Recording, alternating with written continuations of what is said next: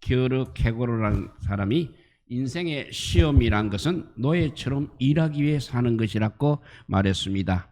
일하기 너무 바빠서 자기 자신을 상실한다는 것, 그리고 그의 영혼을 잃어버린다는 것, 또 사람의 되기를 멈춘다는 것, 그리고 짐승보다 더 비참하게 노예처럼 일하며 하나님께 버림받는 것이라고 했습니다. 그렇습니다. 지금 수많은 사람들이 이렇게 노예처럼 살아가고 있습니다. 애굽에서 바로의 종살이를 하고 있다는 것입니다. 또 어떤 사람은 이제 애굽 생활을 거치고 여전히 광야의 시험 가운데 있는 것입니다. 그런데 어떤 사람들은 주님이 주시는 참된 안식 가운데 살아가고 있는 것입니다. 지금 우리는 이 새 인생의 여정, 바로의 종살이, 광야의 시험, 또 참된 안식 가운데 어디에 소속이 되어 있는지 오늘 한번 살펴보도록 하겠습니다. 먼저 애굽의 종살이 가운데 있는 사람들이 있습니다. 출애굽기 6장 5절을 보면 이제 애굽 사람이 종으로 삼은 이스라엘 자손의 신음소리를 내가 듣고 나의 언약을 기억하노라 했습니다. 이스라엘은 애굽에서 400년이 넘는 동안 400년 정도를 살고 있었습니다. 애굽 사람이 종으로 삼은 이스라엘 자손이라고 하였습니다. 처음 요셉이 살아있을 때는 절대 애굽의 종이 아니었습니다. 요셉은 철저하게 하나님을 의지하는 믿음의 사람이었습니다. 요셉은 하나님과 동행하는 사람이었습니다. 그때는 애굽 사람들이 요셉과 이스라엘 사람들을 매우 부러워하였습니다. 요셉을 통해서 애굽 사람들은 하나님을 보았습니다. 그런데 이제 세월이 지나면서 이스라엘 사람들은 하나님께서 주신 언약을 잊어버렸습니다. 하나님보다 애굽의 화려한 문화에 동화되기 시작하였습니다. 아브라함을 통해서 주신 아비 친척 본토를 떠나 말씀에 순종하라고 하셨던 하나님을 멀리했던 것입니다. 오히려 애굽의 우상의 문화를 더 사랑하기 시작했습니다. 하나님보다 재물을 더 의지하게 되었습니다. 그러자 하나님께서 떠나셨습니다. 그 결과 이스라엘은 바로의 종이 되어야 했던 것입니다. 그들은 일하기에 바빠서 하나님을 잊어버렸습니다. 세상을 따라가면 좋을 것 같은데 여러 가지 문제가 발생하기 시작하였습니다. 그래서 무척이나 힘이 들었습니다. 그런데 하나님의 약속의 때가 가까워자 엄청난 시련이 다가왔습니다. 바로가 이스라엘을 종으로 삼고 극심한 노동을 시켰던 것입니다. 애굽에서 고통이 극심해지자 이스라엘 백성들은 다시 하나님의 언약을 기억하고 그때부터 기도하기 시작하였습니다. 처절한 고통 가운데 부르짖었습니다. 그러한 이스라엘 사람들의 신음소리를 하나님께서 들으셨습니다. 그리고 아브라함과 이삭과 야곱에게 약속하신 그 언약을 기억하셨습니다. 그래서 출애굽기 6장 6절을 보면 그러므로 이스라엘 자손에게 말하기를 나는 여호와라 내가 애굽 사람의 무거운 짐 밑에서 너희를 빼내며 그들의 노역에서 너희를 건지며 편팔과 여러 큰 심판들로서 너희를 속량한다고 했습니다. 애굽에서 고통 가운데 있는 이스라엘 백성들에게 하나님은 또 이렇게 말씀하셨습니다. 내가 애굽 사람의 무거운 짐 밑에서 너희를 빼내며 그 노역에서 너희를 건지리라. 편팔과 여러 큰 심판들로서 너희를 속량하리라고 하셨습니다.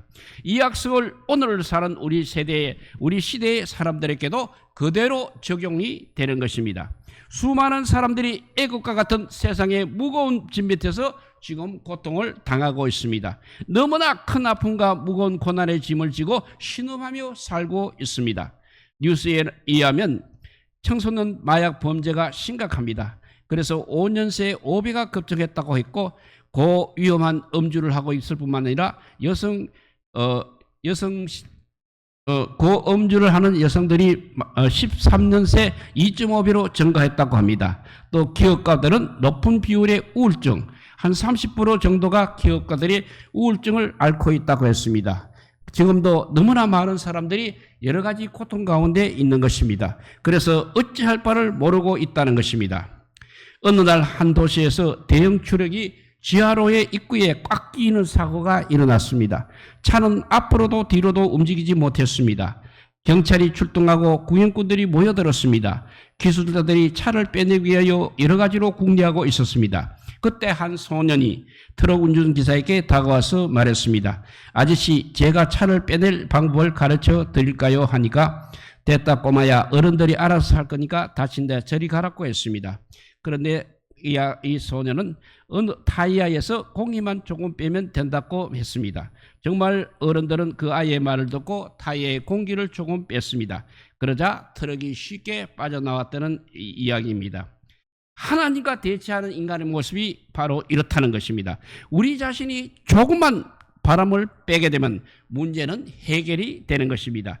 자기 생각과 자기 욕심을 조금만 내려놓고 낮추면 문제는 해결되는 것입니다. 그렇습니다. 지금 이스라엘 백성들은 하나님께 우리가 부르짖을 때입니다. 우리가 아니라 하나님 말씀에서 그 해결을 찾아야 할 때인 것입니다. 이렇게 애굽의 종살이 가운데 있는 사람이 있다고 했습니다. 두 번째 사람은 이제 광야의 시험 가운데 있는 사람들이 있습니다. 2절에 보면 모세에게 속하여 다 구름과 바다에서 세례를 받았다고 했습니다. 하나님께서 모세를 보내셔서 이스라엘 백성들을 애굽의 종살이에서 구원하여 주셨습니다.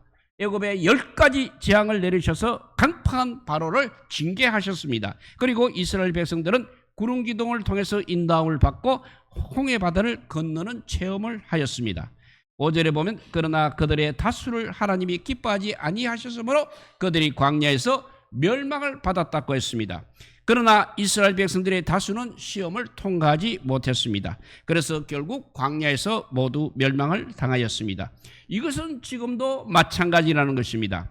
지금도 애굽에서 나온 많은 사람들이 광야의 시험 가운데서 방황하고 있습니다. 교회에 나오는 다수의 사람들이 확실한 하나님의 자녀가 되지 못하고 아직도 애굽을 그리워하며 유혹과 시험 가운데 헤매고 있는 것입니다.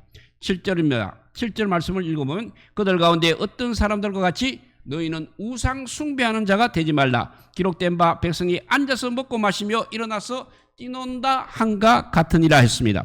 그들 가운데 어떤 사람들과 같이 너희는 우상 숭배하는 자가 되지 말라고 경고를 하십니다. 고린도 교인들은 이스라엘 백성들이 금송아지 우상을 숭배한 것처럼 우상의 신전에서 열리는 연회에 참가함으로써 우상 숭배를 하는 행동을 범하였습니다. 오늘 이 시대에도 교회에 다니면서도 자기 우상에 빠져 있는 사람이 너무나 많이 있습니다. 어떤 사람은 탐욕의 우상에 빠져 있습니다. 어떤 사람은 명예의 우상에 빠져 있습니다. 어떤 사람들은 쾌락의 우상에 빠져 있습니다. 취미의 우상, 아이돌의 우상 등 영원한 나라로 인도하시는 주 예수님보다 더 사랑하는 것이 많다는 것입니다. 그런 우상에 빠져서 구원의 길이 아니라 멸망의 길을 가고 있는 것입니다. 분명히 세례를 받고 예수님을 믿는다고 고백을 했던 사람들입니다. 교회에서 직분도 받고 주님을 위해 산다고 말했던 사람들입니다. 그런데 여전히 주님의 은혜로 빠져나온 종살이 하던 세상을 그리워하고 있다는 것입니다. 롯의 아내처럼 뒤를 돌아보고 있는 것입니다. 롯의 아내처럼 뒤를 돌아보고 있는 것입니다. 예수님께서는 손에 쟁기를 잡고 뒤를 돌아보는 자는 하나님 나라에 합당하지 않다고 말씀하셨습니다. 8절에 보면 그들 중에 어떤 사람이 음행하다가 하루에 2만 3천 명이 죽었나니 우리는 그들과 같이 음행하지 말자 하였습니다.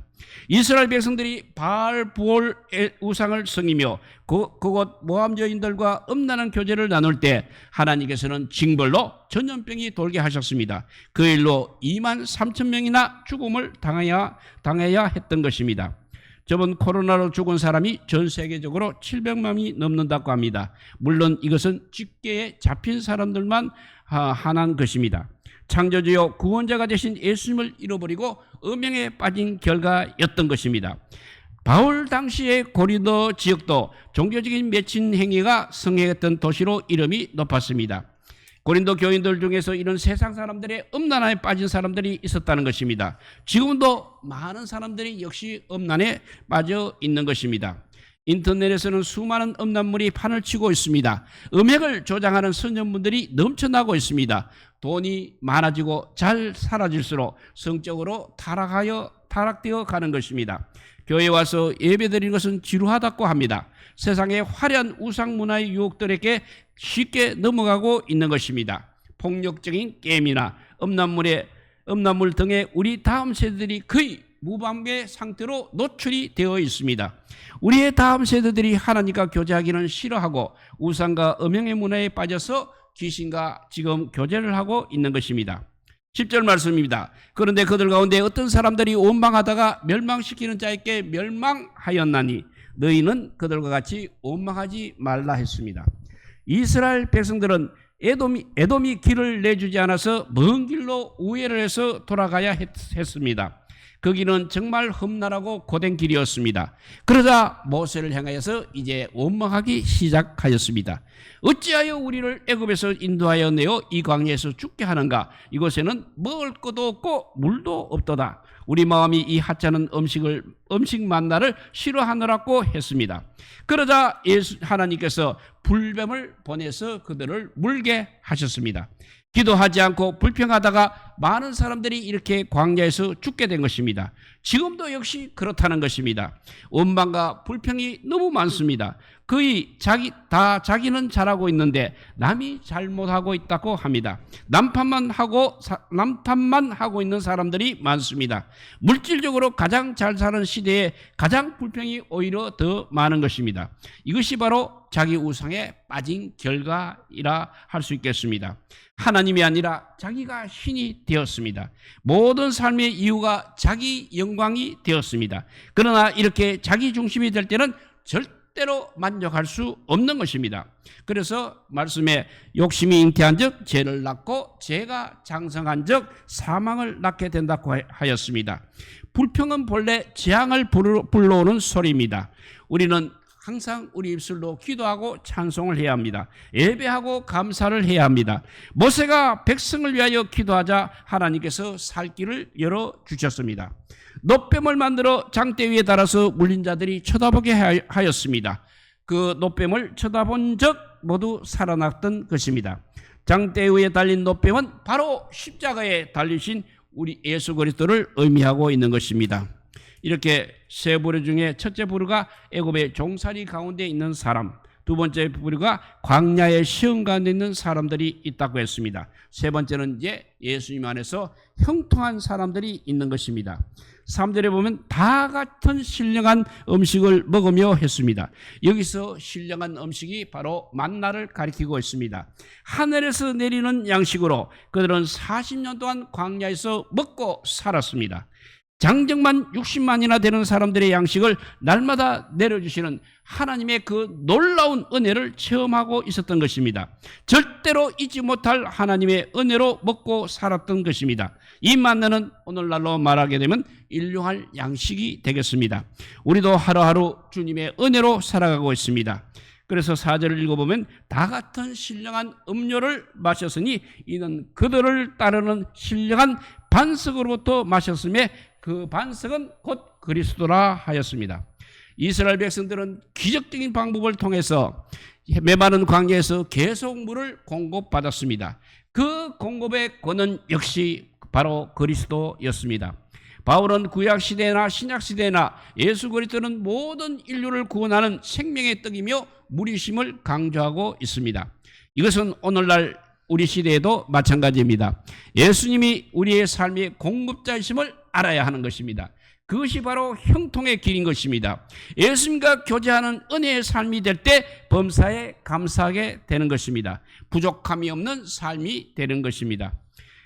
창세기 39장 2절과 3절을 읽어보면 여호와께서 요셉과 함께 하심으로 그가 형통한 자가 되어 그의 주인 애굽 사람의 집에 있으니 그의 주인이 여호와께서 그와 함께 하심을 보며 또 여호와께서 그의 범사에 형통하게 하심을 보았다고 했습니다. 강제로 고향과 가족을 떠나왔습니다. 애굽의 종으로 팔려와서 종살이를 하고 있습니다. 그런데 성경 말씀은 그것이 형통하게 하셨다고 이렇게 기록하고 있는 것입니다. 형통하게 하셨다는 말은 잘되고 있고 성공하고 있다는 의미입니다. 그런데 당시 요셉의 모습과는 너무나도 어울리지 않는 말인 것입니다. 그런데 성경은 왜 요셉의 삶을 형통하다고 그렇게 표현을 했습니까? 그것은 바로 하나님께서 함께 하셨기 때문입니다.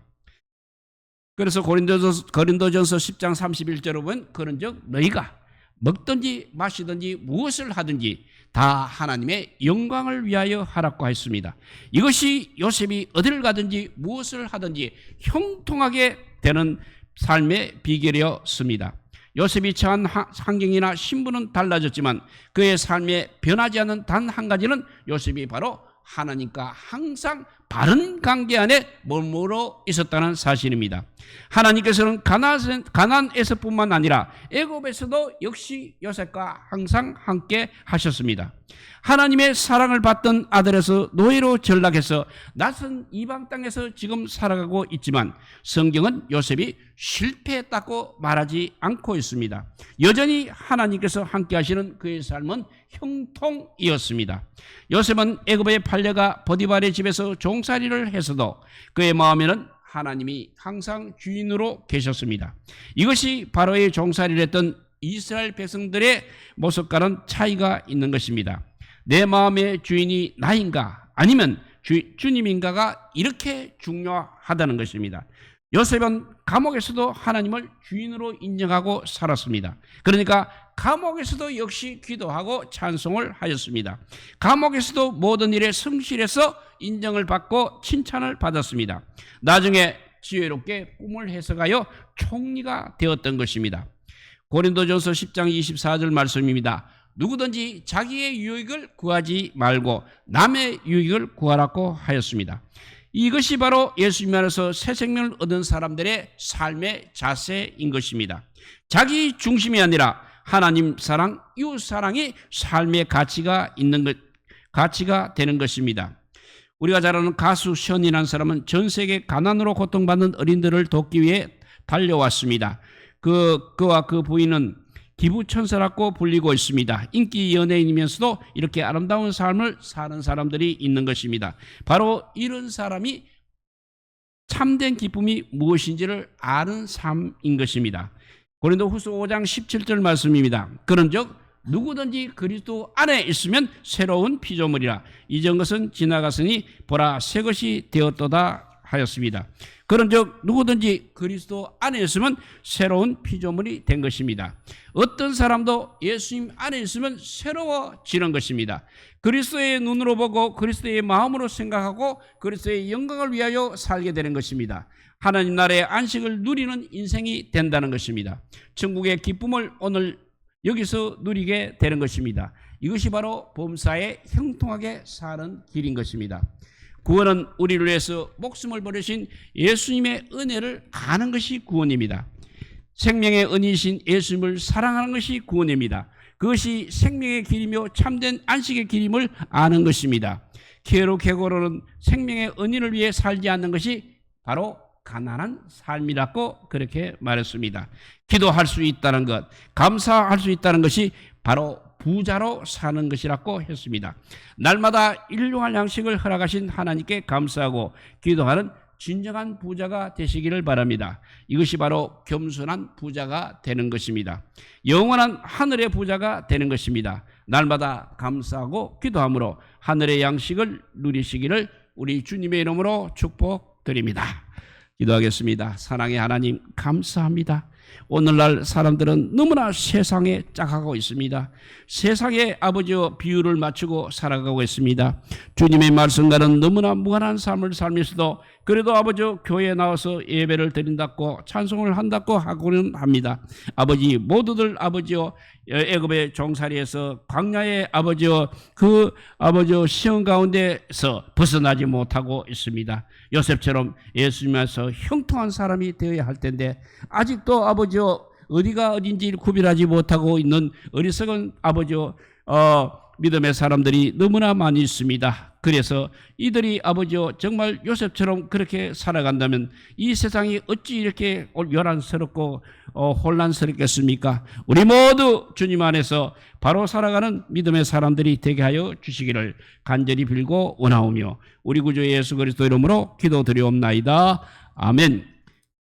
찬송가 488자입니다. 이 몸에